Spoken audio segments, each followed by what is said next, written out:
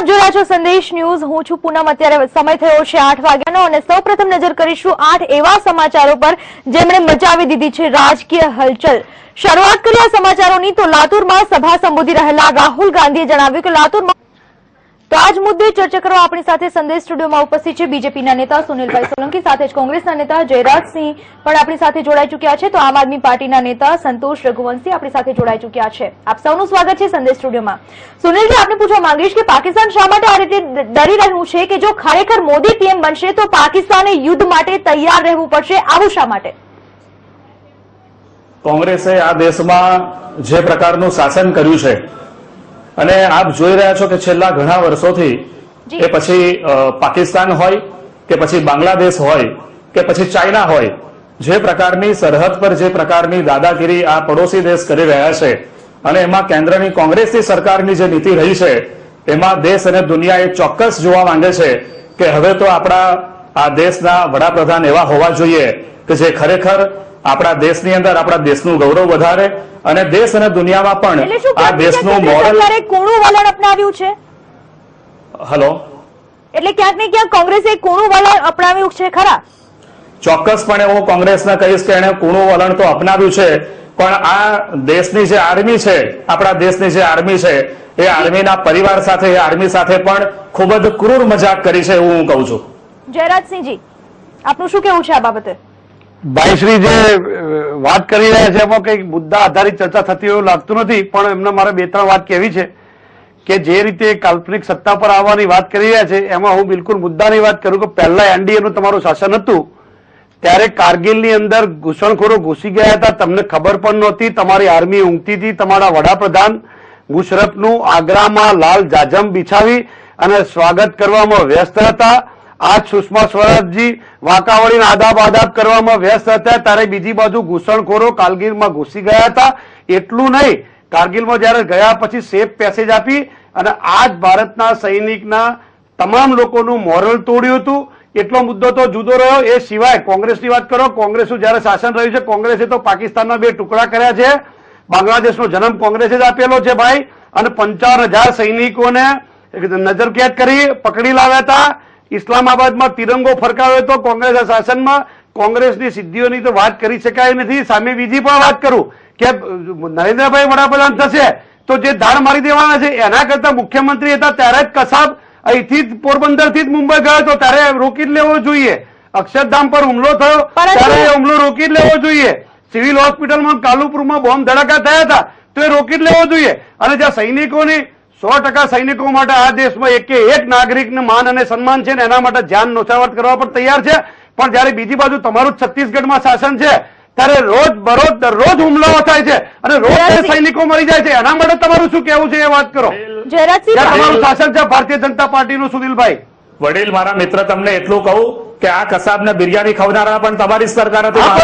અમે જીવતો પકડી લાયા છીએ ભાઈ, ખાલી નહીં કરવાની, વાસ્તવિકતાની મુદ્દાથી વાત કરો। વાસ્તવિક જ વાત કરું છું। તમે જે પ્રકારે કારગિલની વાત કરી, તમે અને તમારા સહિત કોંગ્રેસની તમામ ટીમ, તમારી સરકાર એ હંમેશા આપણા દેશની આર્મીનું મોરલ તોડવા માટેના જ પ્રયત્ન કર્યા છે। બોલવા માટે માર્યો છો ભાઈ, અમે તો લટકાવી દીધો પહેલા કારગિલમાં જે અમે તો લટકાવી દીધો, તમે તો ખાલી વાતોના વડા કરો છો, અમે તો પરિણામ આપ્યું છે ભાઈ। તમે તો મસૂદ અઝહરને મૂકવા વાળા લોકો છો, અમે અફઝલ ગુરુને ફાંસી આપવા વાળા લોકો છીએ ભાઈ। તમે આતંકવાદી લડાઈમાં તમારી વાત ભારતીય જનતા પાર્ટીને 100 વર્ષ અવતાર લેવા પડશે ભાઈ। આતંકવાદ સામેની લડાઈમાં અને પાકિસ્તાન સામેની લડાઈમાં ખદેડવા પણ આ જ આર્મી હતી। અરે ભાઈ, એના પછી તો તમે સેફ પેસેજ આપ્યો છે ભાઈ। 700 જવાનો અને 700 જવાનો મરી ગયા છે, 700 બહેનો વિધવા થઈ છે ભાઈ। આપને શું લાગી રહ્યું છે કે જો મોદી પીએમ બનશે તો પાકિસ્તાન સાથે યુદ્ધની તૈયારીઓ થશે? જ્યાં સુધી નરેન્દ્ર મોદીની પીએમ બનવાની વાત છે તો એમાં ચોક્કસથી આપણે એવું કહી શકીએ કે હજુ ભેંસ ભાગોળે ને છાસ છાગોળે છે અને અહીંયા બધું વલોવ કર્યા કરે છે। પહેલી વસ્તુ તો એ મોદી પીએમ બને એવી કોઈ શક્યતાઓ દેખાતી નથી। હશે તો પણ બહુ ધૂંધળી હશે, કારણ કે બીજેપીના કેડરમાં એક ઉત્સાહ જોવામાં ચોક્કસથી આવે છે, પણ દેશની જનતા અતિ ઉત્સાહિત હોય એવું ક્યાંય દેખાતું નથી। બીજી વસ્તુ કે જો મોદી પીએમ બને તો ધારો કે માની લઈએ તો એના પાકિસ્તાનને ધૂળ ચાટતું કરવા માટે આ દેશમાં એક નીડર પીએમ હોય ને તો એ કામ કરી શકે। હું એક એંગલથી નથી માનતો કે મોદી સાહેબમાં એટલી નિડરતા હોય. પરંતુ પાકિસ્તાની ચેનલે જે રીતે અહેવાલ આપ્યા છે તે રીતે હાલ લાગી રહ્યું છે કે અન્ય દેશોને પણ આ બાબતનો ખૌફ સતાવી રહ્યો છે. એ ચોક્કસથી બીજેપી વાળા કે મીડિયાની અમુક કોમેન્ટને લઈને બીજેપી વાળા એને મુદ્દો બનાવીને એવું ચલાવી શકે છે કે આખી દુનિયા મોદીથી ડરવા લાગી છે, થરથર કાંપવા લાગી છે.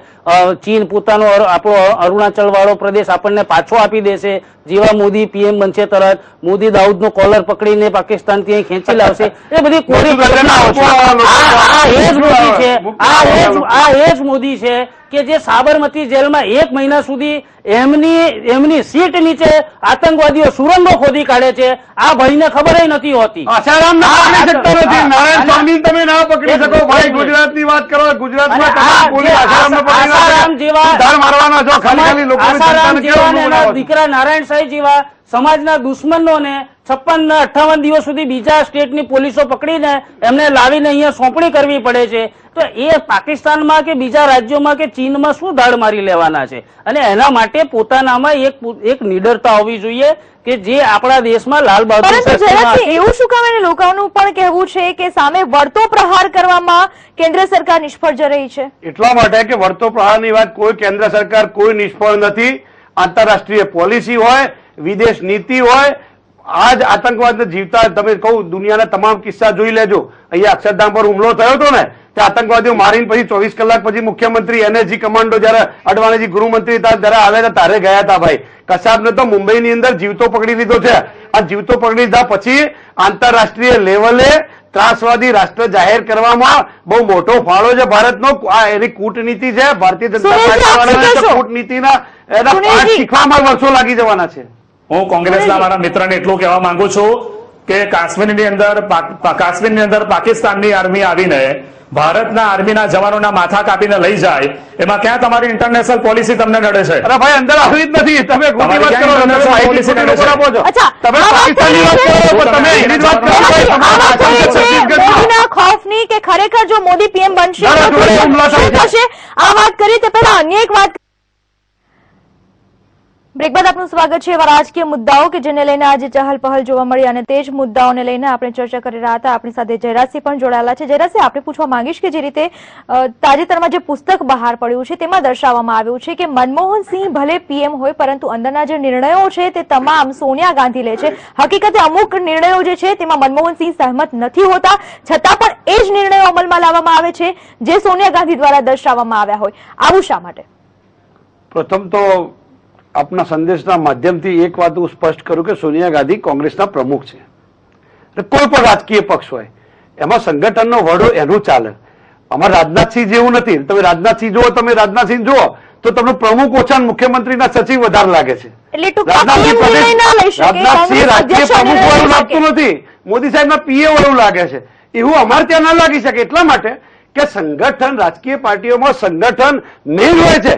અમારે ત્યાં ઓર્ડર થાય મુખ્યમંત્રી કે ચલો ક્વિટ એટલે ક્વિટ, એમાં છોડી દેવાનું. પછી અમારા આ સીટ લડવાની નિર્ણય થાય. સંગઠનમાં, રાજકીય પક્ષોમાં સંગઠનની કિંમત હોવી જોઈએ. એટલે અમારે ત્યાંથી જે નિર્ણય થાય એમાં જે વાત કરો છો કે સોનિયા ગાંધી નિર્ણય, સોનિયા ગાંધીએ પ્રજા સમક્ષ જઈને સોનિયા ગાંધીએ મત માંગ્યા છે ભાઈ. કોંગ્રેસ પક્ષના વડા તરીકે પીએમ સંમત હોય ના હોય એવું તમે કેવી રીતે નક્કી કરી શકો? પુસ્તકમાં લખવામાં આવ્યું છે. એટલા માટે કે પુસ્તક પુસ્તકમાં દર્શાવવામાં પણ આવ્યું હું છે. સંજય બારુ, સંજય બારુ એટલે કોણ? એક એમનું સમય શું નજીકમાં હેસિયત? રહેલા શું નહીં, હું છે. તમને એ નજીકથી કહું. જોયેલા છે, નજીકથી અનુભવ કરેલ વ્યક્તિ છે. સંજય બારુને કોઈ ના ઓળખે. આજે મનમોહનસિંહ નું નામ લીધું એટલે સંજય બારુને ઓળખે, નહીં તો સંજય બારુને વિશ્વમાં, દુનિયામાં, એમના ગામમાં કોઈ ના ઓળખે. 2004માં જયારે એમને મીડિયા સલાહકાર બનાવ્યા પછી 2009માં એમને સામેથી જ છોડી દીધેલું. અને બીજું કહું, જયારે કોઈ પણ પુસ્તક પીસી પારેખના પુસ્તકમાં પણ એ જ આપણે વસ્તુ છે. એમને વેપાર કરવો છે ભાઈ. કોમર્સ ઉભી કરવી છે, રેવન્યુ જનરેટ કરવું છે. રેવન્યુ જનરેટ કરવા માટે હંમેશા વિવાદાસ્પદ બાબતો લખવી પડે. તમારે જસવંતસિંહે લખેલી જ છે અને અડવાણીજીએ પણ સેક્યુલર કહે છે જીનાજીને. કોલગેટ કૌભાંડ મામલે પણ પ્રહાર કર્યા છે. જયરાજસિંહ, કોલગેટ કૌભાંડ મામલે પણ જણાવાયું છે. એમની પર કેસ થયો છે. એ પોતે કલ્પિત છે. હજુ અંદર એમની ઉપર ફરિયાદ થયેલી છે. સીબીઆઈ એ ફરિયાદ થયેલી છે. એ તો હજુ વાત આગળ આવશે જ. એ વાત પૂરી થતી નથી એટલાથી. અને બીજું કહું, સંજય બારુ જાતે છોડી નીકળી ગયા હતા. એમને એવું હતું કે 2009માં કોંગ્રેસ સરકાર આવશે નહીં. અત્યારે જે રીતે મીડિયાની અંદર માહોલ ઉભો કરવામાં આવ્યો છે એવો માહોલથી ભાગી ગયા હતા. પણ પછી 2009માં સરકાર આવી એટલે ફરીથી ગોઠવાવું હતું. બાકી કશું નથી એના સિવાય. સંજય બારુ લખે કોણ? જયરાજભાઈ સંજય બારુનો ઉપયોગ કર્યો ત્યાં સુધી તમે કર્યો. સંજય બારુએ હકીકત આ દેશના લોકોને જણાવી ત્યારે તમે આવીને નકામો કહો છો. નકામો બિલકુલ એમનો મર્યાદામાં જ રહેવું જોઈએ ભાઈ. તમારે મોદી સાહેબ છે, એમના પીએ હોય તો પીએ જ ગણાય. દેશના લોકોને એ તો મોદી સાહેબ જ ગણાય એવી વાત કરોડો સ્વીકારીએ લોકોને છીએ. હકીકત જણાવી છે. સંજય બારુએ દેશના કરોડો લોકોને હકીકત જણાવી છે. અને બીજું હું જયરાજભાઈ કહેવા માંગુ છું, જયરાજભાઈ તમને બીજું કહેવા માંગુ છું, આ દેશના વડાપ્રધાન મનમોહન સિંહ સોનિયા ગાંધીની સામે જયારે નીકળતા હોય તો થરથર કાંપતા હોય છે. આ દેશની જનતાએ આ જોયેલું છે. જયરાજભાઈ, આ દેશની જનતાએ જોયેલું છે. હવે આવું બોલ્યો, આપ બોલ્યા હું શાંતિ સાંભળવાનો છું. બીજું ડોક્ટર બાબા સાહેબ આંબેડકરની જયારે આજે જન્મ જયંતિ હોય, જયરાજભાઈ, કોંગ્રેસની સરકાર, કોંગ્રેસના લોકોએ દેશ આઝાદ થયો ત્યારે પહેલી ચૂંટણીમાં ડોક્ટર બાબા સાહેબ આંબેડકરને પાર્લામેન્ટની ચૂંટણીમાં બે વાર તમે હરાવ્યા છે. તમે અમદાવાદના તાલુપુરા રેલવે સ્ટેશનની ઉપર, જયરાજભાઈ, અમદાવાદના તાલુપુરા રેલવે સ્ટેશનની ઉપર બાબા સાહેબ આંબેડકરના આગમન વખતે આ કોંગ્રેસના મિત્રોએ કાળા વાવટા ફરકાવ્યા છે. આ દેશ અને દુનિયાએ જોયેલું છે, દેશના દલિતોએ જોયેલું છે. અને આ વખતે દેશના દલિતોએ તમારા કોંગ્રેસ માટે નાઈ નાખેલું છે. આ વખતે દલિતોએ નક્કી કર્યું છે કે આ દેશની અંદર દલિતોને કોંગ્રેસ અન્યાય કર્યો છે, જ્યારે ભાજપ જો સત્તામાં આવશે તો ન્યાય કરશે. સુનિલભાઈ, મેં બરાબર આપને સાંભળ્યા, હવે મારી વાત પણ સાંભળવી પડશે. પ્રથમ તો તમારું અજ્ઞાન પ્રગટ થાય છે એટલા માટે કે બાબા સાહેબ કોંગ્રેસના સભ્યનો હતા, ચૂંટણી લડ્યા હતા. પહેલી વાત એ, લોકસભાની ચૂંટણી મુંબઈમાંથી હાર્યા હતા. કોંગ્રેસે પ્રથમ પ્રધાનમંડળમાં કાયદા મંત્રી બનાવીને માન સન્માન આપ્યું છે બાબા સાહેબને. બાબા સાહેબની વાત તમે કરવા વાળા કોણ છો? ભારતીય જનતા પાર્ટી વાળા, અનામત વિરોધી આંદોલન ચલાવવા વાળા લોકો છો તમે. તો તમારી પાર્ટીની અંદર હોદ્દેદારો બનાવ્યો છે અનામત વિરોધી. અને તમારા જ આ તમે જેના ઉપર કૂદો છો સંઘ વાળા, એ સુદર્શનજીએ એવું કહ્યું છે કે બંધારણને તો નાખી દો દરિયામાં ભાઈ. તમારે બંધારણને શું લેવા દેવા? તમે એમ વાત કરો કોંગ્રેસ મુક્ત ભારત, તો બાબા સાહેબે બંધારણની અંદર શું લખ્યું છે? બંધારણની અંદર સબળ વિરોધ પક્ષ હોવો જોઈએ એવો બંધારણનો નિયમ છે. તો તમે બંધારણને ગોળીને પી જવા માંગો છો? તમે એક બાજુ પ્રતિજ્ઞા RSS ની લો છો, તો તમે કોના હોદ્દેદાર રહેવા માંગો છો? ભારતીય જનતા પાર્ટીને 100 વર્ષનો દૂર છે એટલા માટે કે કોંગ્રેસે, તમે જુઓ, જયારે બાબા સાહેબ દાખલ કર્યા ત્યારે તમામ લોકોએ મહાત્મા ગાંધીએ હાલ હું આમ આદમી પાર્ટીની વાત કરવા માંગીશ. સંતોષજી, આપને પૂછવા માંગીશ, જે રીતે આમ આદમી પાર્ટીના નેતાઓ પર વારંવાર હુમલાઓ થઈ રહ્યા છે, અરવિંદ કેજરીવાલ પર શાહી ફેંકાય હોય, ઈંડા ફેંકાયા હોય કે પછી કોઈ બી ઘટના બની હોય, શાઝિયા ઇલ્મીની સાથે જે ઘટના બની છે, શા માટે આ પ્રકારની ઘટના આમ આદમી પાર્ટીના નેતાઓ ઉપર બની રહી છે? આ બાબતે આપ શું કહેશો? એ ચોક્કસથી આ બધી ઘટનાઓ અવારનવાર બનતી આવી છે, ફક્ત આમ આદમી પાર્ટી સાથે બને છે. અને આ ઘટનાઓ કદાચ ભવિષ્યમાં આ ઘટનાઓ વધુ વાર બનશે. કારણ કે આમ આદમી પાર્ટીએ દરેકે દરેક જે કરપ્ટ પાર્ટી છે, જે દરેક પાર્ટીમાં દાગી લોકો, ભ્રષ્ટાચારી લોકો, ગુંડા જે ઘણી પાર્ટીઓમાં છે, દરેક ભ્રષ્ટાચારી નેતાઓ છે. તમે મને દરેક કોઈ પાર્ટીનું નામ લો તો હું દરેક પાર્ટીમાંથી 50 એવા ગણાવી શકું, એ સ્થિતિમાં છું. તમે જે પાર્ટીનું નામ લો એ પાર્ટીમાં સાંભળી રહ્યા હશો.